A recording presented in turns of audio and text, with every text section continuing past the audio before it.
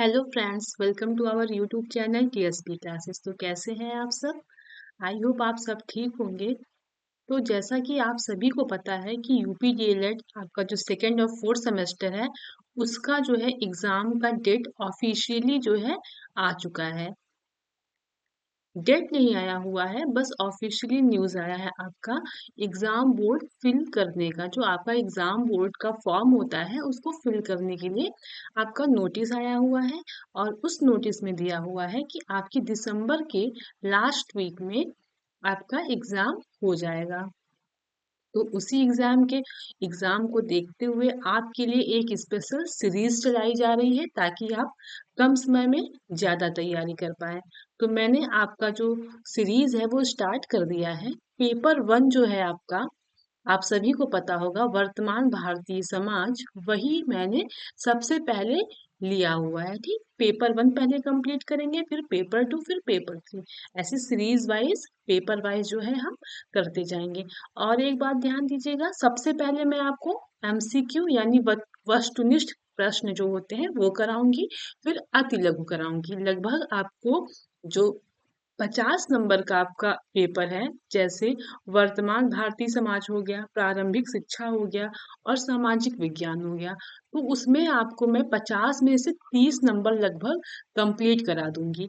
और सारे क्वेश्चन जो होंगे वो आपके प्रीवियस ईयर क्वेश्चन पे आधारित होंगे। प्रीवियस ईयर क्वेश्चन ही मैं आपको सॉल्व कराऊंगी और बाकी जो लघु क्वेश्चन है वो आपको थोड़ा अपने से पढ़ना पड़ेगा। ठीक है, तो चलिए हम सीरीज के अगली क्लास को स्टार्ट करते हैं। ये आपका पार्ट 4 होगा। ठीक है, 3 क्लासेस हम लोग कर चुके हैं एमसीक्यू का। अब यहाँ से हम अति लघु उत्तरीय प्रश्न शुरू करेंगे। एक चीज और ध्यान दीजिएगा, 15 नंबर का आपका एमसीक्यू यानी वस्तुनिष्ठ प्रश्न आता है। प्रत्येक क्वेश्चन 1 नंबर का होता है, यह बहुविकल्पी होता है। और आपका जो अति लघु उत्तरीय प्रश्न है ये भी 15 नंबर का आता है। सॉरी, 15 क्वेश्चन होते हैं और यह एक क्वेश्चन 1 नंबर का होता है। तो ये आपका हो गया 15 15 30। और बाकी जो आपका लघु उत्तरी है वो आपका 10 क्वेश्चन आता है और प्रत्येक एक क्वेश्चन जो है वो 2 नंबर का होता है। ठीक है, तो चलिए अब क्लास स्टार्ट करते हैं। मन लगा के पढ़ाई करेंगे, समय बहुत कम है। ठीक है, चलिए क्वेश्चन देखते हैं। क्वेश्चन नंबर 1, बौद्धकालीन शिक्षा के 2 प्रमुख केंद्रों के नाम बताइए। ये 2020 में आया हुआ है सारा क्वेश्चन। देखिए, जो बौद्धकालीन शिक्षा है उसके 2 प्रमुख केंद्र के नाम बताइए। तो क्या है? तक्षशिला और नालंदा। ठीक है, अगला क्वेश्चन, मूल्य परक शिक्षा के उद्देश्य बताइए। तो एक सुखद एवं समृद्ध भारतवर्ष का निर्माण करना। अगला क्वेश्चन, भारतीय शिक्षा का महाधिकार पत्र किसे कहा जाता है? तो वुड के घोषणा पत्र को भारतीय शिक्षा का महाअधिकार पत्र कहा जाता है। अगला क्वेश्चन, उपनयन संस्कार से आप क्या समझते हैं? तो उपनयन संस्कार का अर्थ होता है शिक्षा प्राप्त करने के लिए बच्चों को गुरु के पास ले जाना। ठीक है, अगला क्वेश्चन, राष्ट्रीय बाल श्रम नीति कब घोषित की गई? तो आपका जो राष्ट्रीय बाल श्रम नीति है वो वर्ष 2009 में घोषित की गई थी। ठीक है, अगला क्वेश्चन, शिक्षा का निस्पंदन सिद्धांत किसने दिया? तो शिक्षा का निस्पंदन सिद्धांत मैकाले महोदय जी ने दिया था। प्लेटो की कोई एक प्रमुख रचना का नाम लिखिए। तो प्लेटो की एक प्रमुख रचना का नाम द रिपब्लिक या द लॉज। ठीक है, और एक चीज और, आप अगर ये क्वेश्चन अच्छे से पढ़ेंगे, एक बार रिवीजन करेंगे, 2 बार वीडियो को देखेंगे तो आपको ये क्वेश्चन अपने आप रट जाएगा। ठीक है, आगे देखते हैं।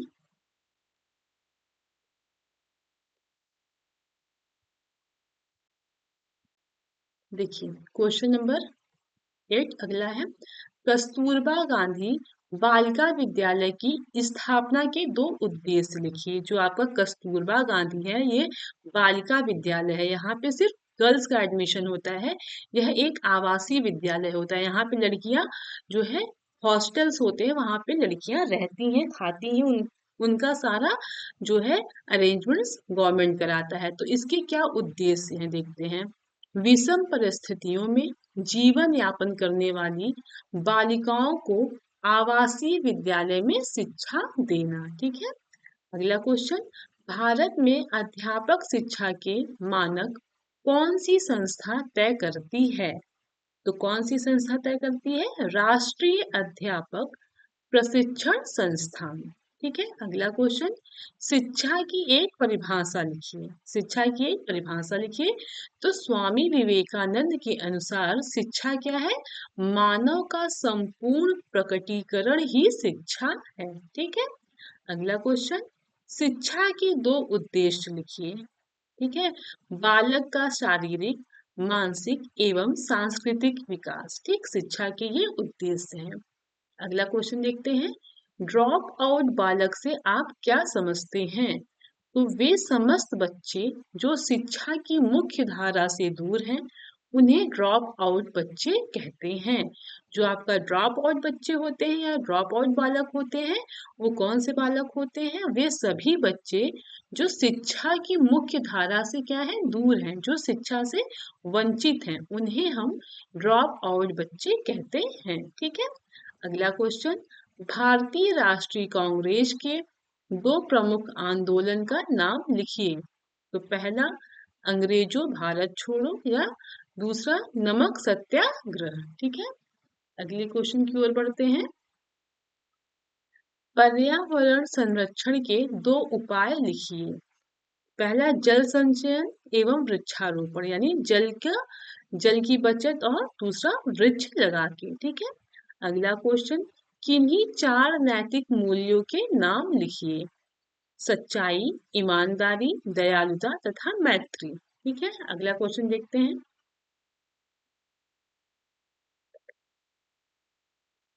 देखिए अभी मैंने आपको बताया कि 15 क्वेश्चन जो है आपके अति लघु में आते हैं। तो देखिए टोटल ये जो 15 क्वेश्चन है ये आपके 2020 में आए हुए हैं। तो ये जो 15 क्वेश्चन हम लोगों ने अभी किया है वो सब 2020 में पूछे गए हैं। ठीक है। और जो और मुख्य या मेन क्वेश्चंस है जो इम्पोर्टेंट है उसको भी हम देख लेते हैं। वैदिक काल में, क्वेश्चन देखते हैं, वैदिक काल में विद्या अध्ययन का कार्यक्रम कब प्रारंभ होता था और कब समाप्त होता था? देखिएगा, सामान्यतया शिक्षा सत्र की अवधि एक वर्ष में 4.5 अथवा 5 मास की होती थी। विद्या अध्ययन का कार्यक्रम श्रावण मास की पूर्णिमा को उपाकर्म समारोह से प्रारंभ होता था और पौष मास की पूर्णिमा को ठंड मास उत्सर्जनम समारोह से खत्म होता था। ठीक है।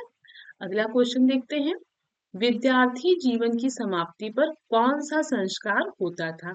अभी हम लोगों ने देखा था कि उपनयन संस्कार कब होता था? जब बच्चों को स्कूल में या तो एडमिशन कराने के लिए ले जाया जाता था। ठीक है। और जब वो उनकी जो विद्यार्थी जीवन है वो जब समाप्त हो जाता था तब कौन सा संस्कार होता था? तो विद्यार्थी जीवन की समाप्ति पर समावर्तन संस्कार होता था। ठीक है। अगला क्वेश्चन, डॉक्टर आर के मुखर्जी ने बौद्ध शिक्षा के विषय में क्या कहा है? तो डॉक्टर आर के मुखर्जी के मत में बौद्ध शिक्षा प्राचीन ब्राह्मणीय शिक्षा प्रणाली का एक परिवर्तित रूप था। ठीक है।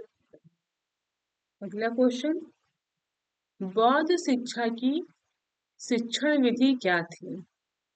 बौद्ध शिक्षा की शिक्षण विधि मौखिक थी। ठीक है। अगला क्वेश्चन, इस्लाम धर्म में शिक्षा क्या क्या महत्व था? ठीक है। इस्लाम धर्म में शिक्षा का विशेष महत्व था। मोहम्मद साहब कहा करते थे, दान में सोना देने की अपेक्षा अपने बच्चों को शिक्षा देना श्रेष्ठ है।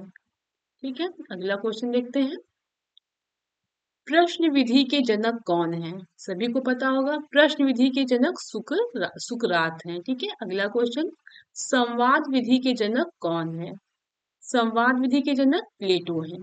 अगला क्वेश्चन, निगमन एवं आगमन विधि के जनक कौन है? तो निगमन एवं आगमन विधि के जनक अरस्तु हैं। अगला क्वेश्चन, निर्देशन विधि के जनक कौन है? निर्देशन विधि के जनक हर्बार्ट हैं। ठीक है। अगला क्वेश्चन, तर्क विधि के जनक कौन है? तर्क विधि के जनक हीगल महोदय हैं। ठीक है। अगला क्वेश्चन, खेल विधि के जनक कौन है? ठीक, तो खेल विधि के जनक फ्रॉबेल हैं। अगला क्वेश्चन, अभ्यास एवं आवृत्ति विधि के जनक कौन है? तो अभ्यास एवं आवृत्ति विधि के जनक पेस्टोलॉजी हैं। ठीक। अगला क्वेश्चन, किस दार्शनिक ने कहा है अध्यापक सही चरित्र का आध्यात्मिक प्रतीक है? तो इसको किसने कहा है? जेंटिल ने कहा है। ठीक। अगला क्वेश्चन, आदर्शवादी शिक्षा का प्रमुख उद्देश्य क्या है? तो आत्मानुभूति है। ठीक। आदर्शवादी शिक्षा का प्रमुख उद्देश्य क्या है? आत्मानुभूति। ठीक। अगला क्वेश्चन, प्रयोजनवादी शिक्षा का मूल उद्देश्य क्या है? प्रयोजनवादी शिक्षा का मूल उद्देश्य बालक का समाजीकरण करना है। ठीक है। अगला क्वेश्चन, प्रोजेक्टिव मेथड की खोज किसने की है? तो प्रोजेक्टिव मेथड की खोज किलपैट्रिक ने की है।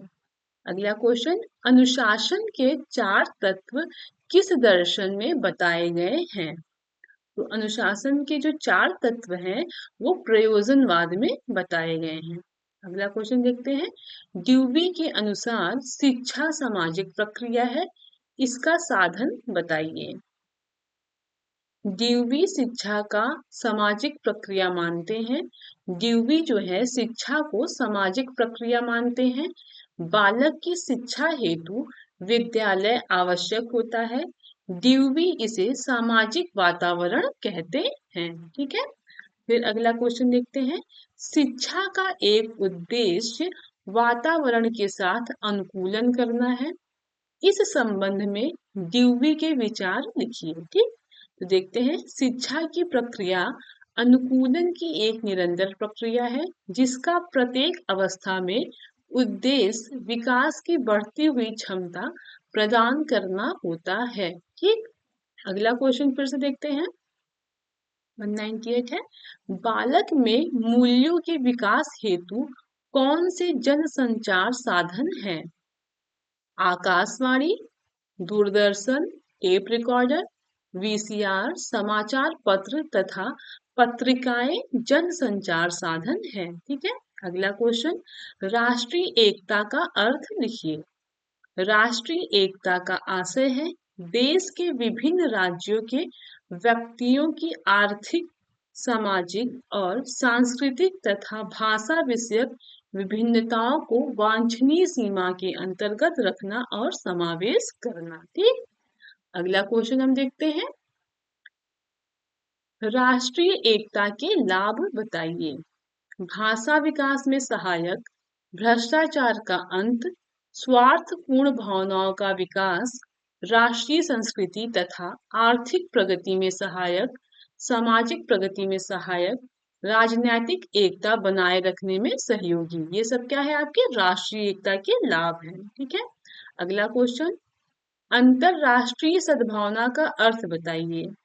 अंतरराष्ट्रीयता एक भावना है जो व्यक्ति को यह बताती है कि वह अपने राज्य का ही सदस्य नहीं वरन विश्व का नागरिक भी है। ठीक।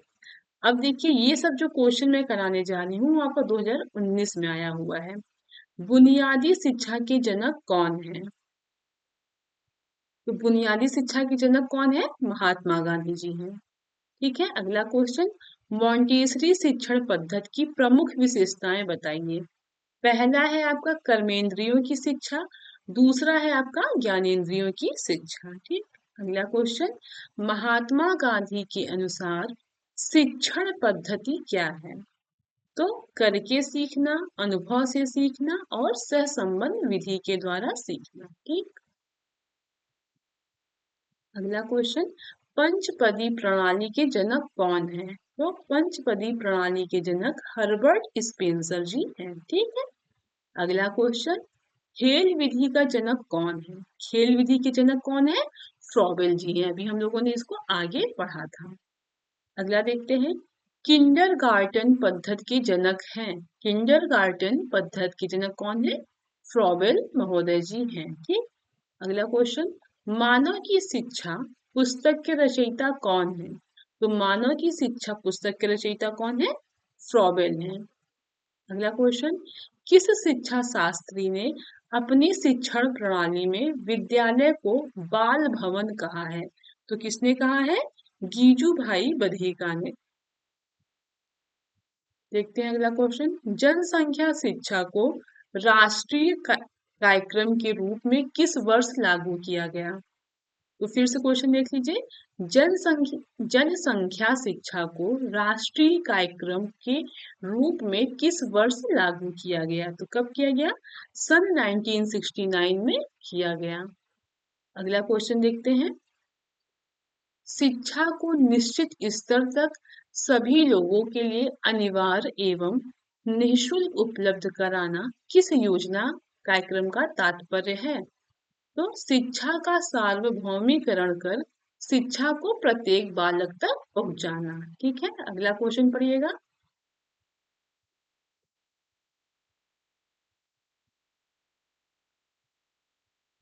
एक निश्चित आयु स्तर से कम आयु स्तर के बालकों से घरेलू कार्य कराना क्या कहलाता है? बाल श्रम।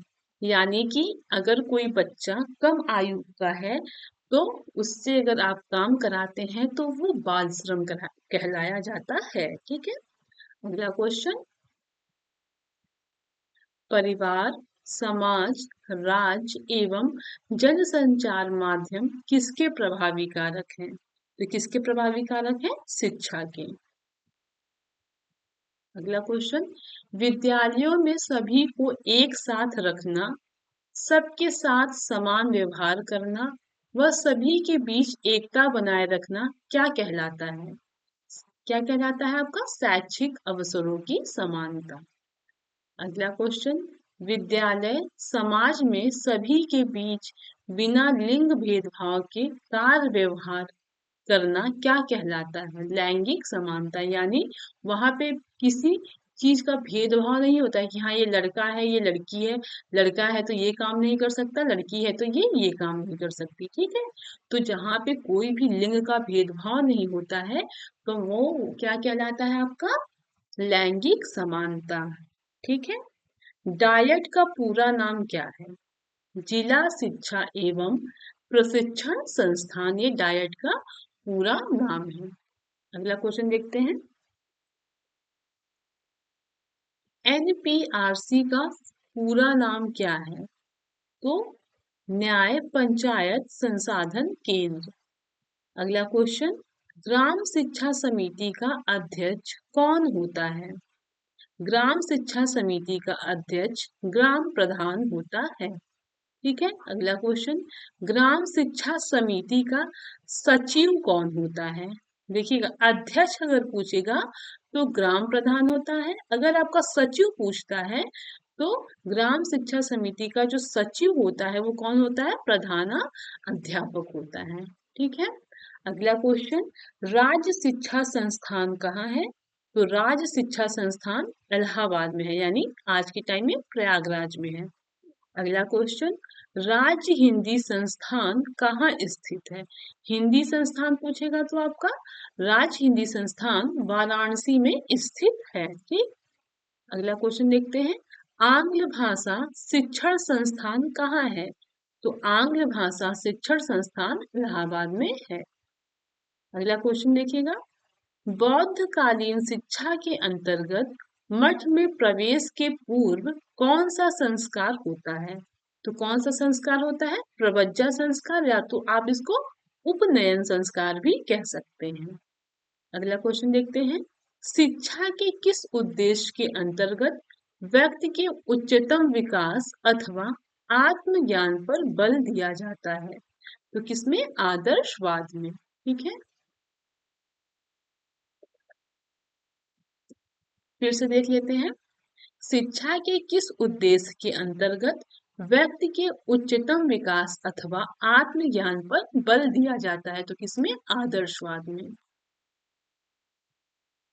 अगला क्वेश्चन, वह शिक्षा जिसमें किसी निश्चित पाठ्यक्रम, विद्यालय तथा वातावरण की आवश्यकता नहीं होती है, उसको क्या कहा जाता है? प्रकृतिवाद। ठीक। और यही अगर आ जाता तो ये क्या हो जाता है? अनौपचारिक भी हो जाता है। ठीक है। अगला क्वेश्चन, विद्यालय प्रकृति की गोद में स्वतंत्र एवं खुले वातावरण में हो, यह विचार किसने दिया? रूसो जी ने दिया। अगला क्वेश्चन, छात्रों को गतिविधि या उदाहरण के माध्यम से पाठ पढ़ाते समय ही व्याकरण शिक्षण सहजता से पढ़ाने की वकालत किसने की? आपकी जॉन ड्यूवी जी ने की थी। ठीक है। अगला क्वेश्चन देखते हैं। सच्ची शिक्षा वही है जो छात्रों में व्यक्तित्व का विकास करे, उनमें आत्मज्ञान, नागरिक दायित्व, जनतंत्र में आस्था, अहिंसा, एकता व भाईचारा जैसी भावनाओं को उत्पन्न करती है। यह सोच विचार किसका है? आपके महात्मा गांधी जी का है। ठीक है। अगला क्वेश्चन, वैदिक साहित्य में शिक्षा शब्द का प्रयोग किन अर्थों में किया गया है? तो देखते हैं किसमें किया गया है। विद्या, ज्ञान, बोध और विजय के रूपों में प्रयोग किया गया है। ठीक है। अगला क्वेश्चन, बौद्धकालीन शिक्षा का मुख्य उद्देश्य क्या था? तो बौद्धकालीन शिक्षा का मुख्य उद्देश्य क्या था? मोक्ष था। ठीक है। अगला क्वेश्चन, शिक्षा में प्रयोजनवाद के जन्मदाता कौन है? तो शिक्षा में प्रयोजनवाद के जन्मदाता कौन है? आपके विलियम जेम्स है। ठीक है। अगला क्वेश्चन, सर्वोत्तम शिक्षा वही है जो संपूर्ण सृष्टि से हमारे जीवन का सामंजस्य स्थापित करती है। यह कथन किसका है? रविंद्रनाथ टैगोर जी का है। अगला क्वेश्चन, बालकों को बाल देवो भव की संज्ञा किसने दी थी? तो किसने दी थी? गीजू भाई ने दी थी। ठीक है। अगला क्वेश्चन, मॉन्टेसरी की शिक्षण विधि कितने भागों में विभाजित है? तो 3 भागों में विभाजित है। हम लोगों ने ऑब्जेक्टिव क्वेश्चन में किया था। अब यहाँ हम डिटेल में देखते हैं वो कि 3 कौन कौन सा है। पहला है कर्मेंद्रियों की शिक्षा, दूसरा है ज्ञानेंद्रियों की शिक्षा और तीसरा है आपका पढ़ने लिखने व गणित की शिक्षा। ठीक है। अगला क्वेश्चन देखते हैं। निःशुल्क एवं अनिवार्य बाल शिक्षा का अधिकार अधिनियम कब पारित हुआ? तो कब पारित हुआ? आपका 4 अगस्त 2009 को। अगला क्वेश्चन देखते हैं। राष्ट्रीय जनसंख्या नीति का प्रमुख उद्देश्य क्या था? तो जनसंख्या नीति से तात्पर्य है आर्थिक, सामाजिक, जनांकीकी, राजनीतिक आधार पर प्राप्त करने वाले लक्ष्यों की प्राप्ति हेतु जो कार्यक्रम बनाए गए हैं उनका मापन करना। ठीक है। अगला क्वेश्चन, जल प्रदूषण दूर करने के 2 उपाय लिखिए। मतलब जो जल प्रदूषण होते हैं उनको दूर करने के आपको उपाय लिखना है। तो पहला देखते हैं, शहर तथा गांव की नालियों में बहने वाले हानिकारक गंदे पदार्थों को नदियों में नहीं छोड़ना चाहिए। ठीक। सेकंड, नदियों के निकट गंदे बर्तन तथा मरीजों के कपड़े नहीं धोने चाहिए। ठीक है। तीसरा, नदियों में मृत पशुओं को बहाने पर रोक लगा देनी चाहिए। ठीक। अगला, नदी तथा तालाबों में पशुओं को नहलाने और वाहनों को धोने पर प्रतिबंध लगाना चाहिए। ये सब करने से हम जल प्रदूषण को रोक सकते हैं। ठीक है। अगला क्वेश्चन है, पर्यावरण पर्यावरण संरक्षण अधिनियम कब लागू किया गया? तो पर्यावरण संरक्षण अधिनियम जो है आपका 1986 में लागू किया गया था। अगला क्वेश्चन, भूमंडलीय ताप वृद्धि किसे कहते हैं? देखते हैं। भूमंडलीय ताप क्या होता है? सामान्यतः भूमंडलीय ताप वृद्धि का आशय है पृथ्वी के ताप में क्रमशः आने वाली वृद्धि से। देखिए, जो आपका भूमंडलीय ताप है वो प्रदूषण से होता है। ठीक। तो भूमंडलीय ताप क्या है? पृथ्वी के जो ताप जो होते हैं, पृथ्वी का जो ताप है उसमें जब वृद्धि होती है तो उसी को जो है भूमंडलीय ताप वृद्धि कहते हैं। ठीक है। अगला क्वेश्चन देख लेते हैं। बालिका शिक्षा की दो प्रमुख समस्याएं लिखिए। पहला, शैक्षिक अवसरों की समानता की समस्या, मतलब लड़कियों को क्या होता है, शिक्षा के अवसर में उनको समानता नहीं मिलती है। सेकंड, कन्याओं की शिक्षा के प्रति उचित दृष्टिकोण का अभाव। ठीक है। अगला क्वेश्चन, किन्हीं चार मानवीय मूल्यों का उल्लेख कीजिए। तो क्या है, सच्चाई, सत्यनिष्ठा, उत्तरदायित्व की भावना, या दया भाव, या मित्रता। ठीक, 5-6 हो गए। अगला क्वेश्चन देखते हैं। फ्रॉबेल द्वारा किस शिक्षण विधि का प्रतिपादन किया गया है? तो किसका किया गया है, आपके किंडरगार्टन। ठीक। अगला क्वेश्चन देखते हैं। टैगोर को किस धारणा में विश्वास था? ये टैगोर मतलब रविंद्रनाथ टैगोर। ठीक है। टैगोर को सत्यम, शिवम, अद्वैत की धारणा में विश्वास था। उन्होंने ईश्वर को सर्वोच्च माना। वे अद्वैतवादी थे। ठीक है। अगला क्वेश्चन, फ्रॉबेल की किन्हीं दो प्रमुख रचनाओं के नाम लिखिए। तो पहला रचना हो गया उनका एजुकेशन ऑफ मैन, और दूसरा है मदर एंड प्ले सॉन्ग्स। ठीक। अगला क्वेश्चन देखते हैं।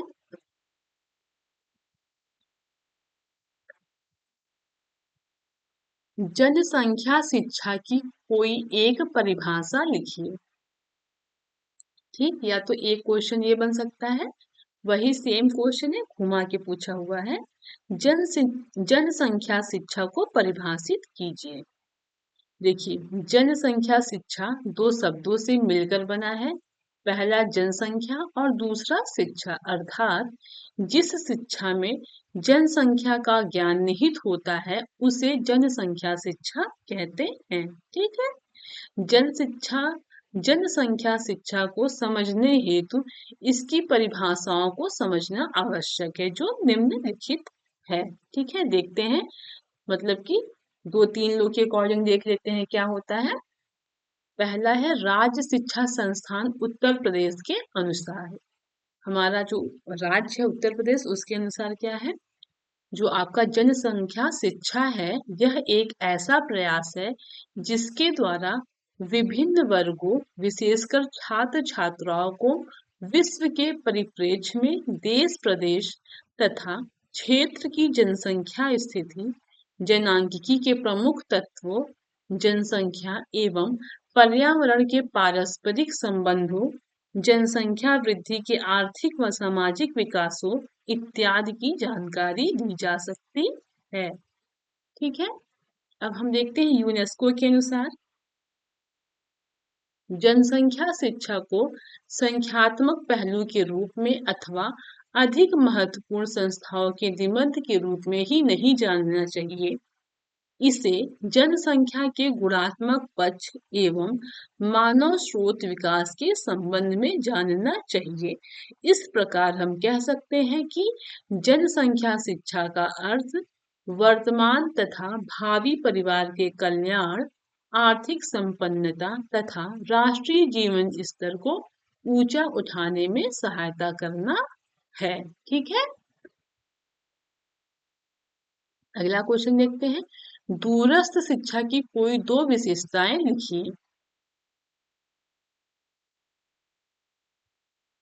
देखिए, जो दूरस्थ शिक्षा है इसको इंग्लिश में बोलते हैं डिस्टेंस लर्निंग। तो पहला देखते हैं, विशेषता क्या है इसकी, यह पद्धति आमने सामने बैठकर अध्ययन करने से सर्वथा भिन्न है। ठीक है।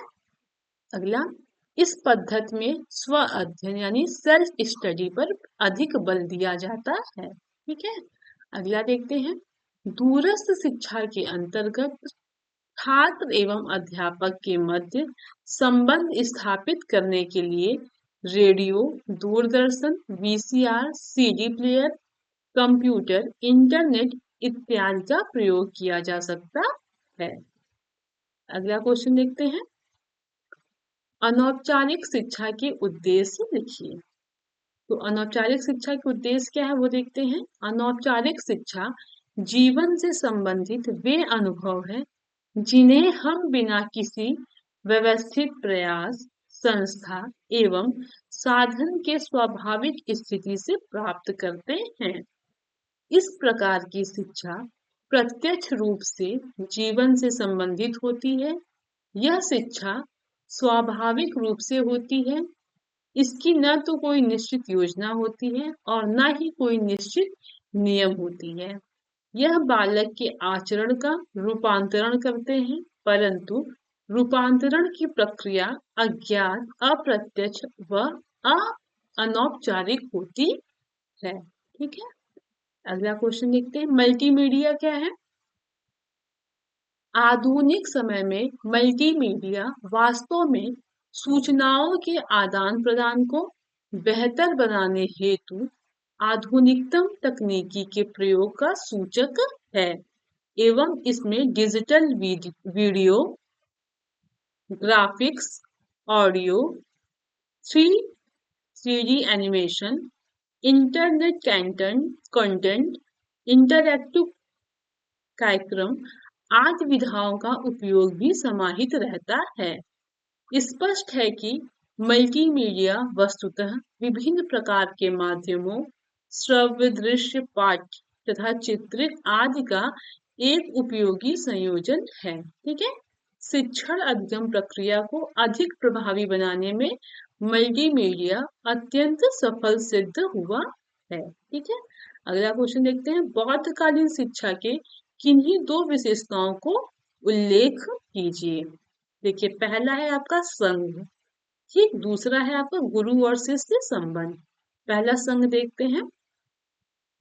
संघ बौद्ध शिक्षा के प्रमुख केंद्र थे। संघ में प्रविष्ट होने पर मनुष्य श्रमण बन जाता था। प्रविष्ट मतलब वहां पे प्रवेश देने पे। ठीक है, श्रमण के अलावा संघों में और किसी को शिक्षा प्रदान नहीं की जा सकती थी। संघ में प्रवेश लेने के विशेष नियम थे। संघ में प्रविष्टि होने को प्रवज्जा कहते थे। इसका अर्थ है बाहर जाना, अर्थात भावी भिक्षु परिवार से विलग होकर यानी अलग होकर बाहर आकर बौद्ध संघ में मिल रहा है। उसकी आयु 8 से 12 वर्ष के मध्य होती थी और 20 वर्ष की आयु में उपसंपदा संस्कार होता था। इसके फलस्वरूप भिक्षु संघ का पूर्ण रूपेण सदस्य बन जाता था। ठीक है, अगला देखते हैं। गुरु और शिष्य संबंध। गुरु एवं शिष्यों के बीच बड़े घनिष्ठ एवं मधुर संबंध हुआ करते थे। दोनों का जीवन सादा तथा निकट का होता था। गुरु शिष्यों की शैक्षिक, शारीरिक, मानसिक एवं आध्यात्मिक आवश्यकताओं के अनुसार उनका विकास करता था। इस युग में गुरु शिष्य का मठ से निष्कासन कर सकता था। जब गुरु यह पाता है कि कोई शिष्य पर्याप्त मात्रा में उसे सम्मान नहीं दे रहा है या अपने अध्ययन के प्रति जागरूक नहीं है, तो वह उसका निष्कासन कर दिया करता था। यदि कोई गुरु किन्हीं कारणों से संघ से बाहर हो जाता था, तो उसके शिष्यों को भी संघ से बाहर ले जाना पड़ता था। ये था आपका बौद्धकालीन शिक्षा की विशेषताएं। अगला क्वेश्चन देखते हैं। आदर्शवाद के प्रमुख प्रवर्तकों के नाम लिखिए। तो आदर्शवाद के जो प्रमुख प्रवर्तक हैं वह है सुकरात, प्लेटो, डेकार्ट, स्पिनोजा तथा हीगल। ठीक है, अगला क्वेश्चन। स्वामी विवेकानंद के बचपन का नाम लिखिए। तो स्वामी विवेकानंद जी का जन्म कलकत्ता में हुआ था। कब हुआ था? 1863 में हुआ था और इनका बचपन का नाम था नरेंद्रनाथ दत्त। ठीक है, अगला क्वेश्चन। रविंद्रनाथ टैगोर ने शांति निकेतन विद्यालय की स्थापना कब और कहाँ की थी? तो टैगोर जी ने 1990 में बोधपुर में शांति निकेतन की स्थापना की थी। अगला क्वेश्चन देखते हैं। जनसंख्या शिक्षा के मुख्य लक्ष्य बताइए। तो जनसंख्या शिक्षा के मुख्य लक्ष्य है। पहला, आर्थिक प्रगति एवं स्वास्थ्य शिक्षा। दूसरा, आवास। तीसरा है आपका आहार एवं जीवन की अन्य आवश्यकताओं के उच्च स्तर को उपलब्धि सहित जीवन की वर्तमान और भावी गुणवत्ता के लिए जनसंख्या की विशेषताओं के महत्व की अनुभूति करना। ठीक है, अगला देखते हैं। छोटे परिवार को, जिसमें परिवार के प्रत्येक सदस्य को उच्च जीवन स्तर प्राप्त करने की अधिक संभावना रहती है, उसे प्रशंसात्मक दृष्टि से देखना। अगला क्वेश्चन, पर्यावरण प्रदूषण का अर्थ बताइए। वह प्रक्रिया जिसके कारण हमारा भोजन, हवा एवं जल गंदा या दूषित हो जाए तथा हमारे स्वास्थ्य के लिए खतरा पैदा कर दे, उसे हम क्या कहते हैं? वातावरणीय अथवा पर्यावरणीय प्रदूषण कहते हैं। ओके, अगला क्वेश्चन देखते हैं। बुनियादी शिक्षा का प्रारंभ किसने किया था? तो सभी को पता है, बुनियादी शिक्षा का प्रारंभ किसने किया था? महात्मा गांधी जी ने किया था। अगला क्वेश्चन, प्लेटो द्वारा स्थापित संस्था का क्या नाम है? तो एकेडमी है। ठीक है, अगला देखते हैं। राज्य से क्या अभिप्राय है? IL कैंडिल के अनुसार राज्य की परिभाषा एक सुसंगठित राजनीतिक समुदाय के रूप में दी जा सकती है, जिसके साथ सरकार होती है तथा जिसे लोगों द्वारा मान्यता प्राप्त होती है। ठीक है, अगला क्वेश्चन, पाठशाला को बाग, शिशु का पौधा, शिशु को पौधा और शिक्षक को माली कहने वाले विचारक का नाम लिखिए। तो कौन है? फ्रॉवेल जी हैं। ठीक है, अगला क्वेश्चन है, प्रयोजनवाद किसमें आस्था नहीं रखता है? तो प्रयोजनवाद ईश्वरीय सत्ता में आस्था नहीं रखता है। ठीक है, अगला क्वेश्चन, शिक्षण विधि के जनक कौन है? तो शिक्षण विधि के जनक कौन है? सुकरात जी हैं। ठीक है, अगला क्वेश्चन, प्रकृतिवाद को दूसरे किस नाम से जाना जाता है? तो प्रकृतिवाद को भौतिकवाद के नाम से भी जाना जाता है। अगला क्वेश्चन, फ्रॉवेल ने किंडरगार्टन कब प्रारंभ किया था? तो कब किया था? आपकी 1839 में किया था। ठीक है, अगला क्वेश्चन देखते हैं।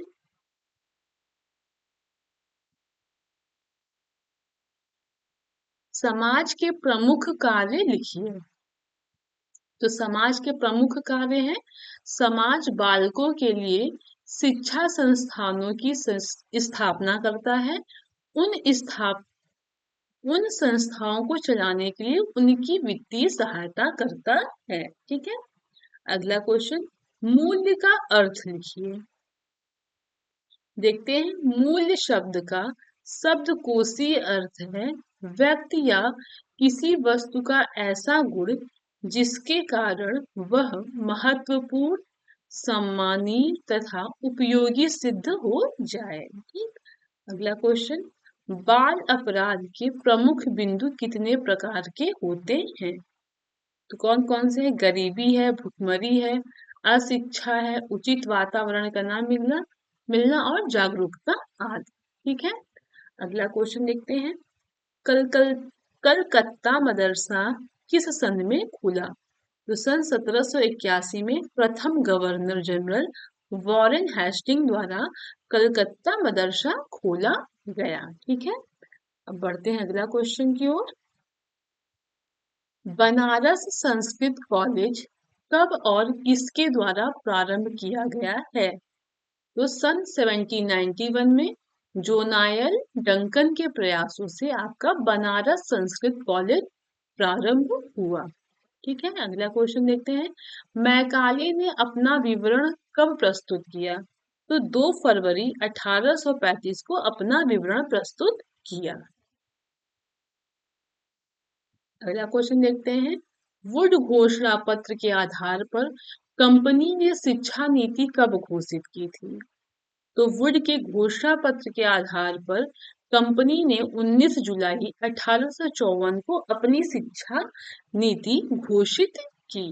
ठीक है, अगला क्वेश्चन, निरौपचारिक शिक्षा के विभिन्न साधनों में किस आयु वर्ग के लिए अधिक दबाव डाला गया? तो किसमें? आयु का कोई बंधन इसमें नहीं होता था। ठीक है, अगला क्वेश्चन देखते हैं। शिक्षा के व्यक्तित्व और सामाजिक उद्देश्यों का समन्वय आवश्यक है, क्योंकि शिक्षा व्यक्ति की खुशी और राज्य कल्याण के लिए है। यह कथन किसका है? प्लेटो महोदय जी का है। अगला क्वेश्चन, प्राथमिक शिक्षा कब प्रारंभ होती थी? तो 6 वर्ष से लेके 12 वर्ष तक जो है आपकी प्राथमिक शिक्षा स्टार्ट होती थी। अगला क्वेश्चन, शिक्षा त्रिमुखी प्रक्रिया है, इस कथन की व्याख्या कीजिए। देखते हैं, जॉन ड्यूवी ने कहा है, शिक्षा में अध्यापक विद्यार्थी के साथ साथ पाठ्यक्रम भी सम्मिलित किया जाता है, इसलिए शिक्षा त्रिमुखी प्रक्रिया है। अगला क्वेश्चन, गांधी जी द्वारा प्रतिपादित शिक्षा की परिभाषा लिखिए। गांधी जी ने कहा है कि शिक्षा से मेरा अभिप्राय है बालक और मनुष्य की संपूर्ण शारीरिक, मानसिक और आध्यात्मिक शक्तियों का सर्वांगीण विकास करना। ठीक है। अगला क्वेश्चन, औपचारिक शिक्षा किसे कहते हैं? तो इसमें शिक्षा देने की योजना अर्थात समय, स्थान, अध्यापक, विधि एवं पाठ्यक्रम पूर्व निर्धारित होता है। इसी को हम क्या कहते हैं? औपचारिक शिक्षा कहते हैं। अगला क्वेश्चन, परिवार में बच्चों को मुख्य रूप से किस विधि द्वारा शिक्षा दी जाती है? तो परिवार में बच्चों को मुख्य रूप से कहानी कथन द्वारा शिक्षा दी जाती है। अगला क्वेश्चन देखते हैं, प्रयोजनवादी शिक्षा के 2 उद्देश्य लिखिए। पहला, पूर्व निश्चित उद्देश्यों का विरोध और दूसरा नवीन मूल्यों का निर्धारण। ठीक है। अगला क्वेश्चन देखते हैं, ये सब आए हुए हैं एग्जाम में। बुनियादी शिक्षा के जन्मदाता कौन है? तो कौन है? महात्मा गांधी जी। ठीक है। मारिया मोंटेसरी का जन्म कहाँ हुआ था? मारिया मोंटेसरी का जन्म 31 अगस्त 1870 में चियारा वेली, इटली में हुआ था। ठीक है। अगला क्वेश्चन देखते हैं, समाज का एक उपयुक्त परिभाषा लिखिए। देखते हैं, मैकाइवर एवं पेज के अनुसार समाज व्यवहार एवं प्रतिक्रियाओं की अधिकार एवं पारस्परिक सहयोग की अनेक समूह और विभागों की मानव व्यवहार के नियंत्रणों एवं स्वाधीनताओं की एक व्यवस्था है। ठीक है। अगला क्वेश्चन देखते हैं, शिक्षा को प्रभावित करने वाले प्रमुख कारकों को लिखिए। तो कौन कौन सा है? परिवार है, समाज है, राज्य है और जनसंचार है। ठीक है। अगला क्वेश्चन देखते हैं, शिक्षा के सार्वभौमिकरण से क्या आशय है? तो शिक्षा के सार्वभौमिकरण से आशय विभेद रहित शिक्षा से है, यानी संविधान की धारा 29(2) में देश में सार्वभौमिक शिक्षा की व्यवस्था की गई है। ठीक है। अगला क्वेश्चन, बाल श्रम से क्या अभिप्राय है? जो श्रम 14 वर्ष से कम बालकों द्वारा किया जाता है वह बाल श्रम कहलाता है, यानी जो कार्य 14 वर्ष से कम साल के बच्चे करते हैं उन्हें बाल श्रम कहा जाता है। अगला क्वेश्चन, वायु प्रदूषक के मूल रूप से कितने स्रोत माने जाते हैं? तो 2 माने जाते हैं, एक तो प्राकृतिक स्रोत, दूसरा मानव स्रोत। ठीक है। अगला क्वेश्चन देखते हैं, जल संरक्षण से क्या अभिप्राय है? तो जल संरक्षण से तात्पर्य जल के संसाधनों पर नियंत्रण रखना तथा उनका विकास करना है। यह संरक्षण सतही तथा भूमि के अंदर दोनों ही प्रकार के जल का करना होता है तथा जल के प्रदूषण पर भी नियंत्रण रखना होता है। ठीक है। अगला क्वेश्चन देखते हैं, प्राचीन काल में 2 वेद के ज्ञाता को क्या कहते हैं? तो प्राचीन काल में 2 वेद के ज्ञाता को वसु कहते हैं। अगला क्वेश्चन, प्राचीन काल में 3 वेद के ज्ञाता को क्या कहा जाता है या क्या कहते हैं? तो प्राचीन काल में 3 वेद के ज्ञाता को रुद्र कहते हैं। अगला क्वेश्चन है, प्राचीन काल में चारों वेद के ज्ञाता को क्या कहा जाता है? तो प्राचीन काल में चारों वेद के ज्ञाता को आदित्य कहा जाता था। ठीक है। अगला और लास्ट क्वेश्चन है ये आपका।